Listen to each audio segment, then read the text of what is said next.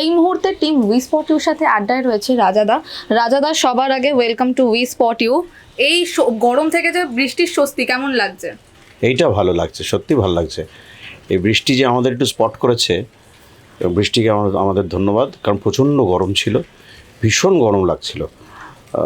তার এখানে তো সত্যি ভালো লাগছে, বৃষ্টি রিয়েলি নাইস। তো আপকামিং তুমি দর্শকদের কি কি উপহার দিচ্ছ? দর্শকদের জন্য তো অনেকগুলো ছবি রেডি আছে, মানে আমার বাংলা ছবি যদি আমাদের পরপর লাইন আপ বলতে হয়, যেমন আমরা এখন যে ছবির কাজ চলছে সেই ছবির নাম আমাদের এখনও ফাইনাল হয়নি, সে নিয়ে তো অনেক কাটাছেঁড়া চলছে, দেখেছেন হয়েছে। সেটাতে টোটা রায়চৌধুরী আছেন, যেটা সম্পূর্ণ আউট অ্যান্ড আউট একটা কমার্শিয়াল ছবি এবং অ্যাকশন বেসড ছবি, পুলিশের গল্প।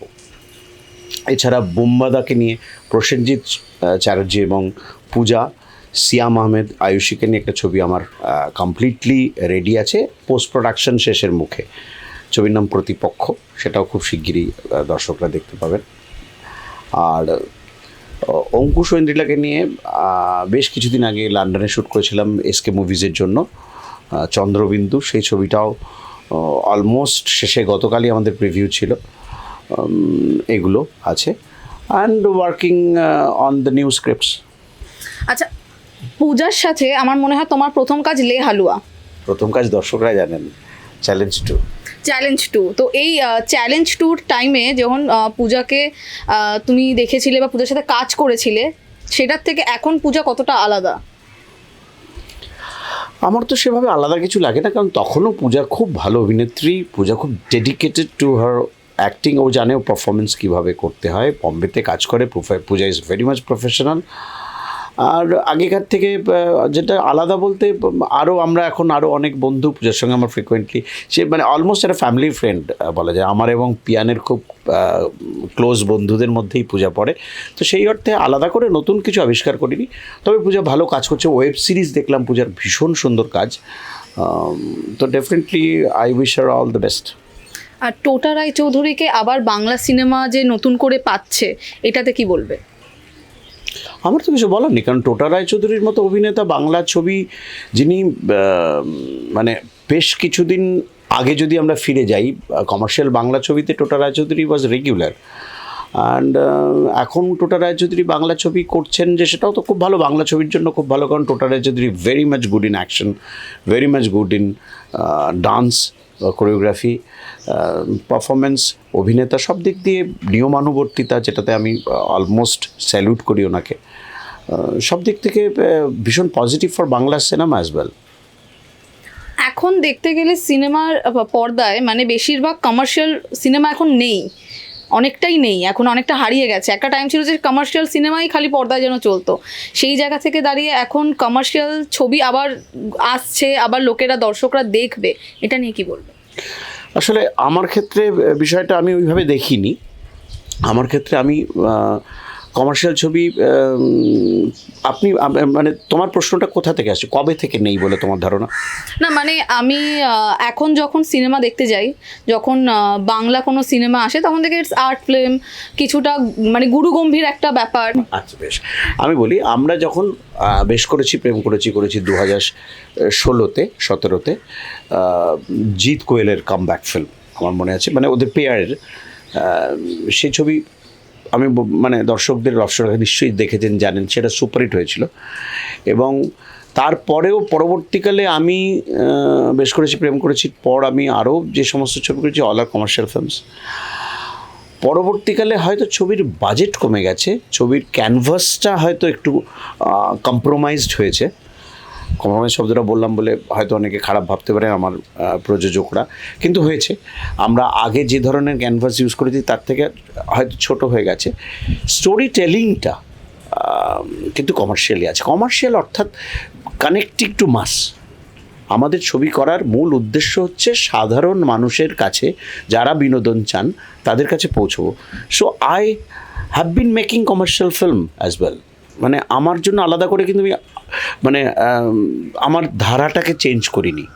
হ্যাঁ, অনেক দিন পর আমি একটা স্বতন্ত্র কাজ করেছি, যেটাকে বলা যেতে পারে অন্য কারোর তার মধ্যে কোনো ভূমিকা ছিল না, সে সিদ্ধান্ত নেওয়ায় যে ছবিটা করেছি সেটা হচ্ছে হালুম। সেই ছবিটার কথা আমি তখন বললাম না এই কারণে, কারণ সেটা আমার আলাদা করে বলতে চেয়েছি। হালুম আমার কমপ্লিটলি নিজের প্রোডাকশন, আমি এবং আমার বন্ধু সঞ্জয়, আমরা মিলে করছি ছবিটা, রিশা ফিল্মস এবং রাজাচন্দ্র ফিল্মস মিলে। তো এই ছবিটা সম্পূর্ণ রাজাচন্দ্রর যে একটা ছবি করার ক্যানভাস আছে তার থেকে বেরিয়ে একটু অন্যরকম ছবি, কারণ গল্পটা অন্যরকম। লিখেছেন শীর্ষেন্দ্র মুখোপাধ্যায়, মানে আমার ভীষণ ভীষণ প্রিয় একজন লেখক। ওনার একটি গল্প নিয়ে আমি করার সুযোগ পেয়েছি। উনি মানে আমাকে সেই সুযোগ দিয়েছেন যে উনি হ্যাঁ বলেছেন যে তুমি করতে পারো। এটা একটা বিরাট পাওনা আমার কাছে। এবং আমার বন্ধু যার কথা বললাম সঞ্জয়, ও আমার সঙ্গে এই ছবিটাতে কাঁধে কাঁধ মিলিয়ে লড়ে করেছি আমরা ছবিটা। সেই ছবিটার গল্প বলার পদ্ধতি, স্টোরি টেলিং, সেটা হয়তো একটু অন্যরকম হবে এবং সেটা আমরা বিদেশি বেশ কিছু ফেস্টিভ্যালে পাঠাচ্ছি, এবার অনেকগুলো ফেস্টিভ্যালে দেখানো হচ্ছে। তো সেটা সম্পূর্ণ একটু আলাদা কাজ। কিন্তু কমার্শিয়াল ছবির যেটা তোমার প্রশ্ন ছিল, কমার্শিয়াল ছবি আমি করে এসেছি এবং কমার্শিয়াল ছবি আগামী দিনে যে ছবিটা বললাম টোটা রায়চৌধুরীকে নিয়ে, অ্যাকশন বেসড, সেখানে নাচ গান আছে, যে গল্পটা সেটা মেসেজটা সমাজে সেরকম মেসেজ দেওয়ার মতোই গল্প এবং বিনোদনমূলক ছবি। তো আমি করে যাচ্ছি, আগামী দিনেও করব। 14 বছর ধরে তুমি ইন্ডাস্ট্রিকে প্রচুর সিনেমা দিয়েছো, কিন্তু 14 বছরে তুমি ইন্ডাস্ট্রি থেকে কি পেয়েছো? ইন্ডাস্ট্রি থেকে আলাদা করে আমি তো গুনিনি, এটুকু বলতে পারি আমি ইন্ডাস্ট্রিকে কিচ্ছু দিতে পারিনি এখনও। আমি আমার খুব প্রিয় ভাই, আমার এই কথাটা বলছি, আমার খুব প্রিয় ভাই এবং আমার খুব প্রিয় একজন পরিচালক রাজ চক্রবর্তীর কথা আমি বলবো। আমি সবসময় মনে করি রাজ চক্রবর্তীর মতো যদি কন্ট্রিবিউট করতে পারতাম, যেমন ও শুরু থেকে নতুন অভিনেতা, নতুন অভিনেত্রী, ও কিন্তু সেই সাহসটা দেখিয়েছে বা নিজে সেই টার্মে কাজটা করতে পেরেছে, ও দিয়েছে। আমরা সেরকম কিছু দিতেই পারি, মানে আমি আমার কথা বলছি। আমি যদি ভালো একজন অভিনেত্রীকে দিতে পারি সেটা হবে, আমি যদি একটু নতুন রকমের কিছু কাজ দিতে পারি। এখনও আমি দিয়ে উঠতে পারিনি কিছু, কিন্তু 29টা ছবি যেহেতু করেছি আমি মানে হাত ভরে পেয়েছি ইন্ডাস্ট্রির থেকে। So I am very much grateful to my Bangla film industry. আগামী দিনে যে তোমার এতগুলো সিনেমা আসছে, এটা নিয়ে দর্শকদের কি বলতে চাও?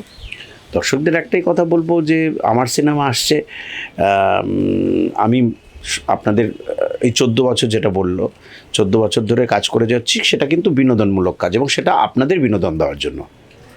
আমার প্রফেশন তো বটেই, কিন্তু আমি এছাড়াও কিন্তু বিজ্ঞাপনের কাজ করি, আমার একটা বিজ্ঞাপন নিজস্ব সংস্থা রয়েছে। আমি সেগুলোতেও অন্য কাজ করতে পারতাম, কিন্তু সিনেমা তৈরি করি আপনাদের সঙ্গে কানেক্টিভিটিটা তৈরি হয় বলে।